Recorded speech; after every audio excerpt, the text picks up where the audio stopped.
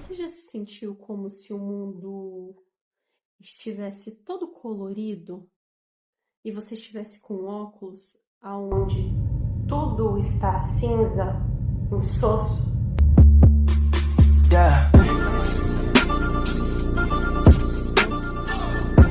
Você já acordou e o corpo pesou, a mente cansou e a alegria virou um idioma que você não sabe mais falar? Você se sente assim? Conhece alguém que está nesse estado? Isso não é frescura, isso não é falta de Deus e, principalmente, não é culpa sua. O Conceituando a Coisa de hoje vai falar sobre depressão de uma forma real, humana e, principalmente, com esperança, que é o que a gente precisa. Eu vou passar para vocês agora a definição de depressão segundo a OMG, a Organização Mundial de Saúde, que eu peguei no site deles. Inclusive, eu gostaria de reforçar aqui que todas as referências desse vídeo estarão na descrição. Eu vou começar a ler para vocês. A depressão é uma doença mental elevada, um transtorno mental de prevalência. É uma das mais associadas ao suicídio.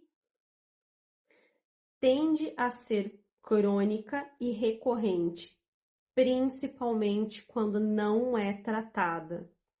É um problema médico grave e altamente prevalente na população em geral.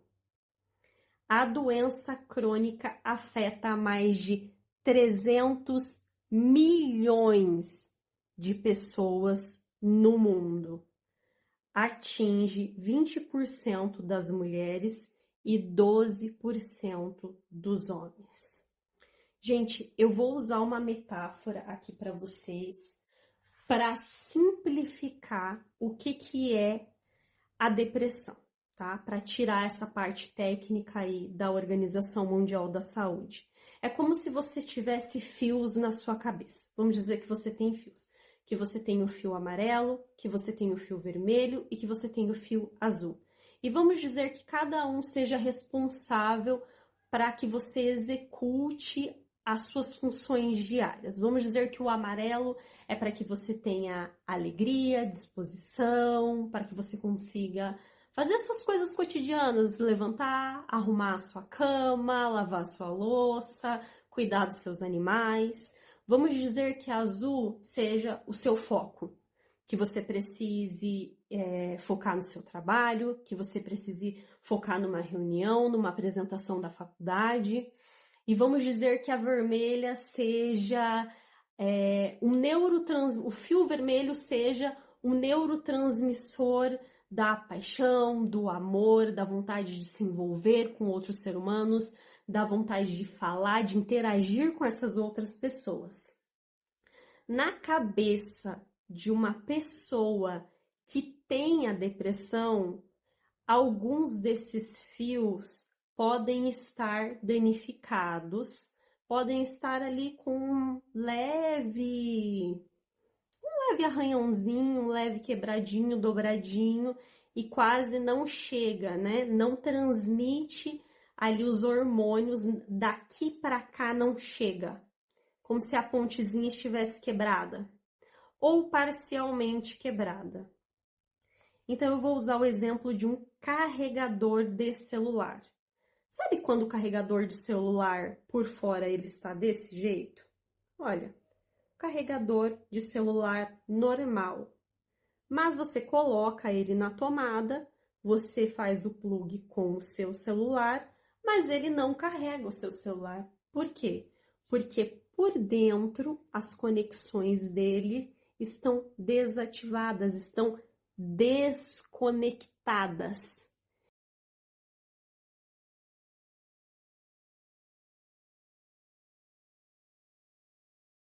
Então, ele não consegue passar a energia que vem da eletricidade da sua casinha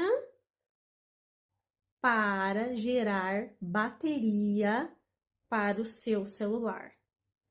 Basicamente é isso que acontece na cabecinha de quem tem depressão, ok? Então, nós precisamos fazer o quê? Analisar essas causas, esses fatores de risco. Eu vou ler para vocês para elucidar. Causas prováveis para a depressão. Causas genéticas, bioquímicas cerebral e eventos vitais. O que é classificado como fator de risco? Estresse crônico, disfunções hormonais, transtornos psíquicos, histórico familiar, ansiedade crônica, dependência de álcool e drogas ilícitas, conflitos conjugais, traumas psicológicos e desempregos.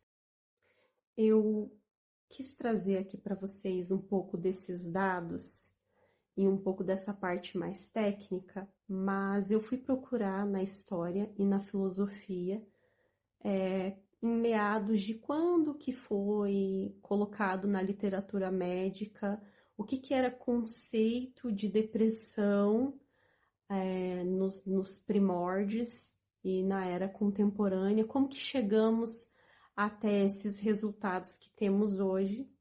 E eu vou dar uma lida aqui para vocês, em algumas coisas bastante interessantes que eu encontrei. Para além dos números e dos diagnósticos médicos, a gente precisa entender que essa dor não nasceu ontem. A depressão é uma velha conhecida da humanidade. Muito antes de existirem tomografias, já existia esse vazio. E o chamavam de melancolia. Hipócrates, sim, do juramento de Hipócrates, esse mesmo. O pai da medicina acreditava que era um desequilíbrio interno. Ele chamava de bilis negra. Ou seja, há milhares de anos o ser humano já percebia que o corpo e a alma adoeciam juntos. E a filosofia também tentou dar um sentido para isso. Pensadores como Sartre falavam sobre a náusea ou o peso de existir de Schopenhauer. Agora chegamos aonde eu queria. Eu, em algumas crises de vazio existencial, eu comecei a ler Schopenhauer e foi a pior coisa que eu poderia ter feito. Qualquer dia eu vou trazer Schopenhauer para vocês verem. Ele é muito perspicaz, mas é desafiador conhecê-lo. O Schopenhauer, ele via a dor como parte da nossa jornada. Eu vou ler uma parte do livro Náuseas, de Sartre, que eu achei bastante interessante, que me emocionou muito e que eu acho que não existe definição melhor para a depressão do que essa. Atentem-se, escutem. Nesse exato momento, é terrível. Se existo, é porque tenho horror a existir. Nesse exato momento, é terrível. Se existo, é porque tenho horror a existir. Sou eu que extraio do nada a que aspiro. O ódio, a repugnância de existir. São outras tantas maneiras de me fazer existir e me embrenhar nessa existência. agora não tão visceral, mas tão poético quanto a nossa felicidade depende mais. Agora não tão visceral, mas tão poético quanto a nossa felicidade depende mais do que está nas nossas cabeças do que está em nossos bolsos. Schopenhauer. Então eu gostaria de trazer as datas para vocês em que tudo isso foi escrito. Tão distante de nós temos Hipócrates, né, o pai da medicina, falando, né, sobre essa melancolia, né, o que nós traduzimos hoje como depressão. E em 1851 nós temos Schopenhauer filosofando a respeito da depressão, que merece um vídeo à parte, inclusive irei trazer.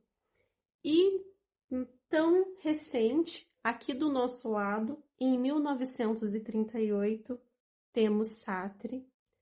Sartre é ótimo, né? Sartre, desculpe. E por que que eu tô trazendo a filosofia? Por que que eu tô trazendo a história para esse vídeo?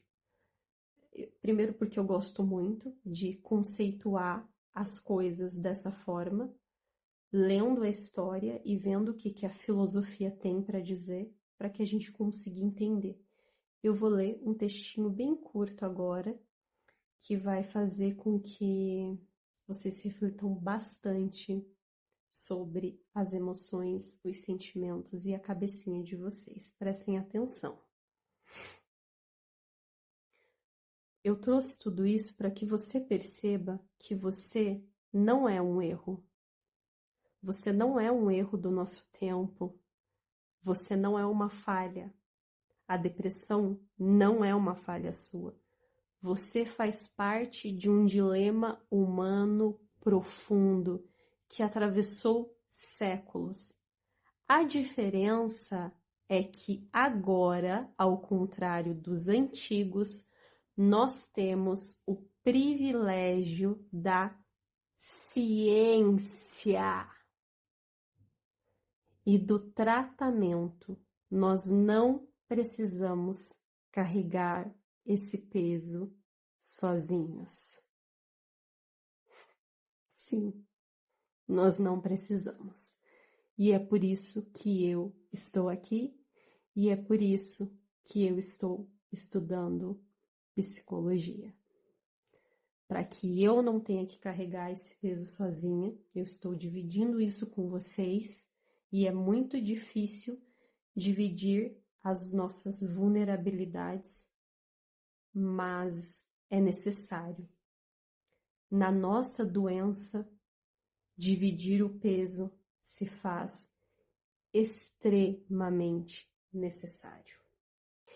E pegando este gancho, eu gostaria de falar com vocês sobre o estigma, né? Eu falei sobre que nós não precisamos estar sozinhos, mas eu sei e provavelmente você também sabe o quanto é difícil dividir este peso, o quanto é difícil falar de depressão ou falar de qualquer outro transtorno mental com qualquer pessoa.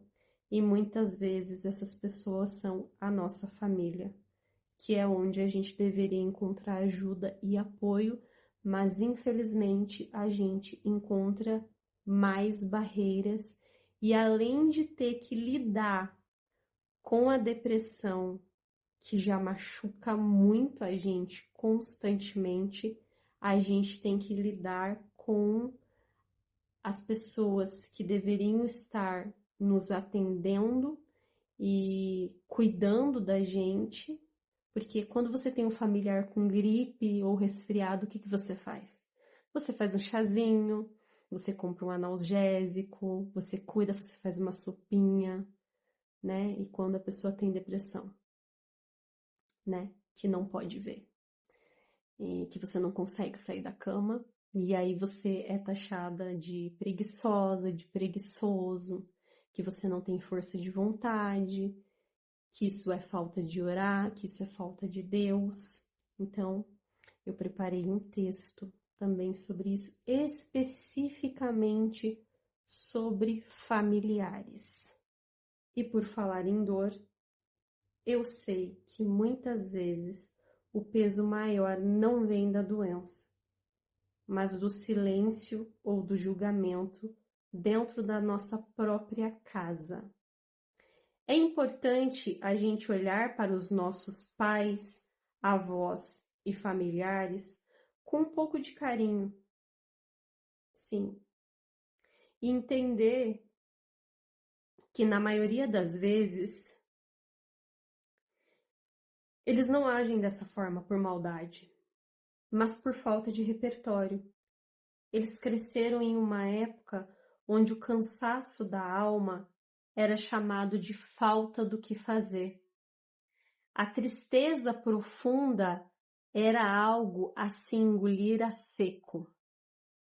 Quando alguém que você ama diz que é frescura, muitas vezes é apenas ignorância, no sentido mais puro do não conhecer. Falando mais alto, eles não têm as letras, as ferramentas que nós temos hoje para ler o que acontece no coração. Agora eu vou vir com mais uma curta reflexão. Durmam com este barulho. Abre aspas. E se grandes filósofos e médicos antigos já respeitavam essa dor, por que ainda temos tanto medo dos julgamentos? Eu sei por quê.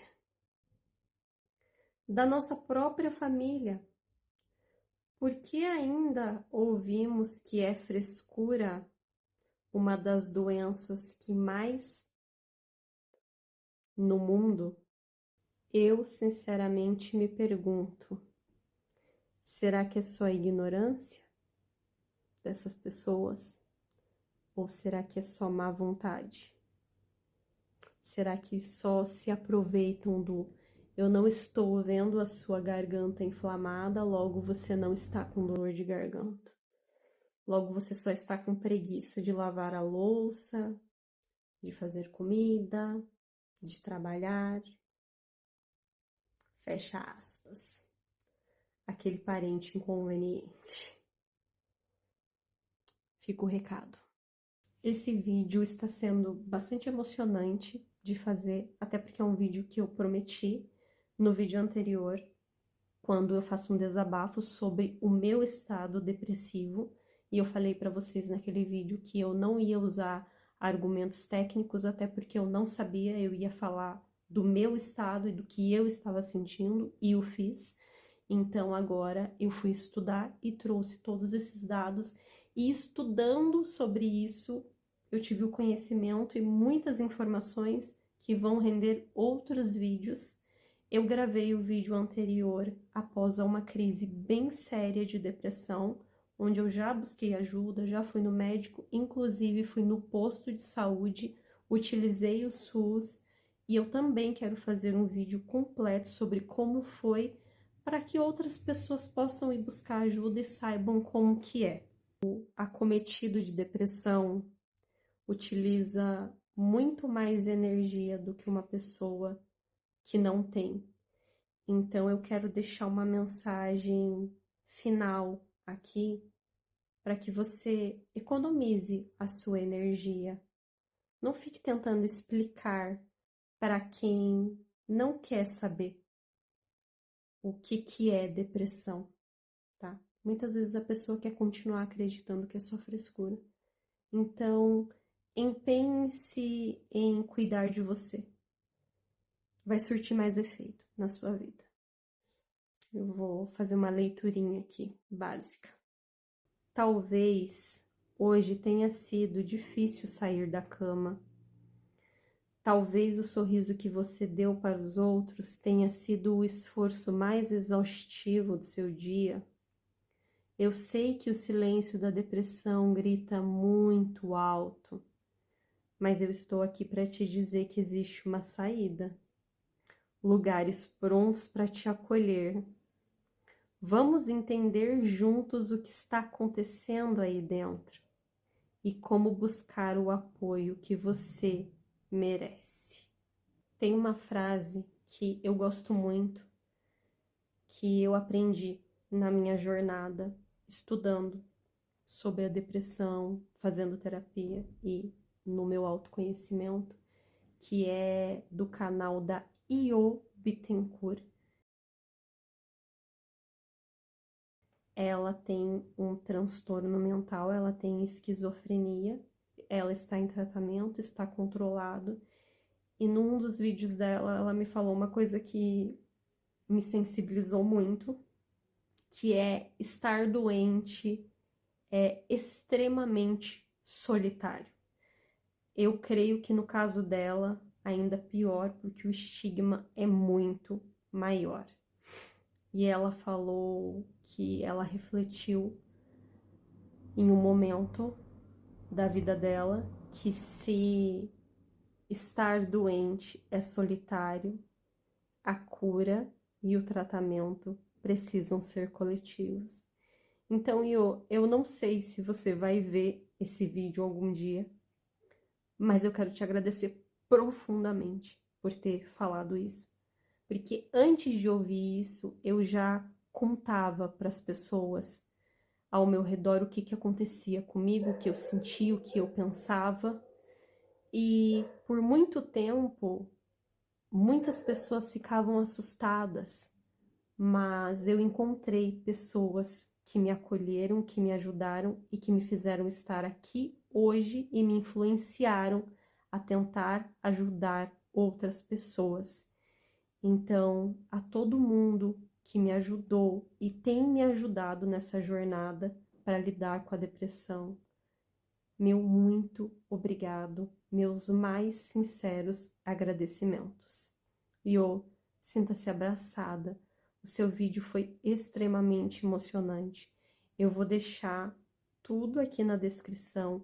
Acessem o canal dela, se inscrevam e ouçam os relatos dela. É extremamente emocionante. Ela é uma pessoa extremamente inteligente, admirável. E é isso. Hoje é só isso. Hoje foi tudo isso. Filosofia, depressão, sugestão de canal bom, tivemos Schopenhauer, tivemos Hipócrates e muita coisa boa vem pela frente. O Conceituando a Coisa está só começando.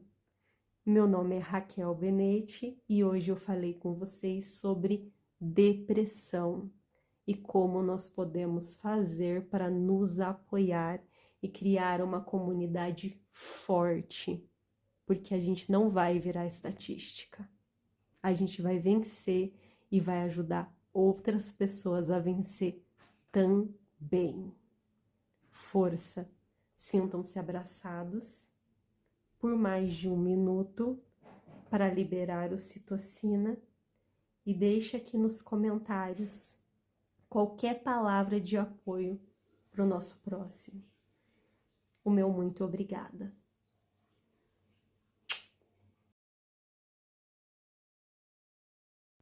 Meus amores, deem pausa e tirem print dessas imagens.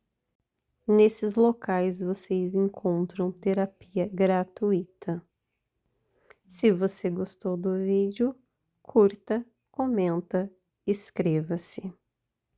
Obrigada!